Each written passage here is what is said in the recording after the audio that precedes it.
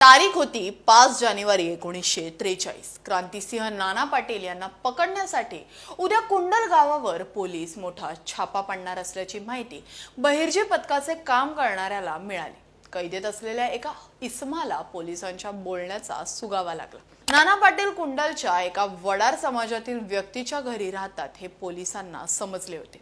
काही करूनही ही माहिती क्रांतिकारकांना पोहोचवायची या निर्धाराने त्यांनी 25 मैलाचे अंतर सायकलवरून केवळ 2 तासात पार केले।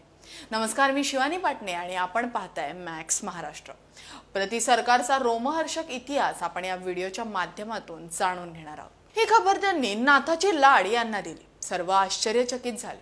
नाना पाटलांना सर्वजण अण्णा म्हणत। कार्यकर्त्यांनी तात्काळ अण्णांना 10 मैल अंतरावर असलेल्या चिखलगोठण या गावी पोहोचवण्याचे ठरवले। ही कामगिरी अप्पा मास्तरांवर आली। ही सर्व मंडळी अण्णांसह काँग्रेसचे निष्ठावंत कार्यकर्ते गंगाधरराव चिटणीस यांच्या घरी पहाटे 4 वाजताच पोहोचले। तेथेच ते झोपले। एका आडवळणी घरात मुक्काम केला। त्याच वेळी त्यांना बातमी समजली।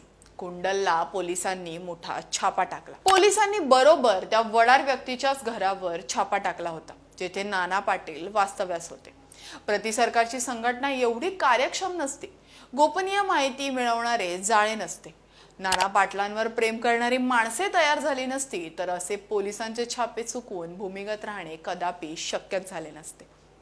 चिखलगोठणच्या ज्या घरात नाना पाटलांना राहावे लागले ते एका गुरव कार्यकर्त्याचे घर होते।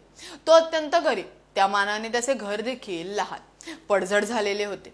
घरात बायका पोरे नव्हती। दुपारी 12 वाजता देखील रात्री 12ला असतो तसा अंधार होता। गुरव सच्चा सैनिक, घर देखील सुरक्षित, त्यामुळे तेथे राहणे पक्के केले। नाना पाटलांना तब्बल 1.5 महिना रात्रंदिवस या अंधार कोठडीत राहावे लागले। 1.5 महिन्यानंतर अप्पासाहेब लाड अण्णांना तिथून दुसरीकडे नेण्यासाठी आले। त्यांना त्या घरात ओलाव्यामुळे अत्यंत कुबट असा घाण वास येत होता। तेथे पिसवांचे साम्राज्य होते। अप्पा लाडांना तेथे झोपच येईना। तेव्हा त्यांनी अण्णांना विचारले की अण्णा, तुम्ही राहिला तरी कसे या झोपड्यात? अण्णांनी उत्तर दिले, ही माझी तपश्चर्या आहे। कुठे बस म्हणाल तिथे बसणे हीच आजची माझी कामगिरी आहे। प्रति सरकारमधल्या या आधारस्तंभाला अशा भयानक जीवनाचा सामना करावा लागला। हा संघर्ष केला नसता तर प्रति सरकारचा नैतिक आधार आणि जनमानसातील पाया घट्ट झालाच नसता।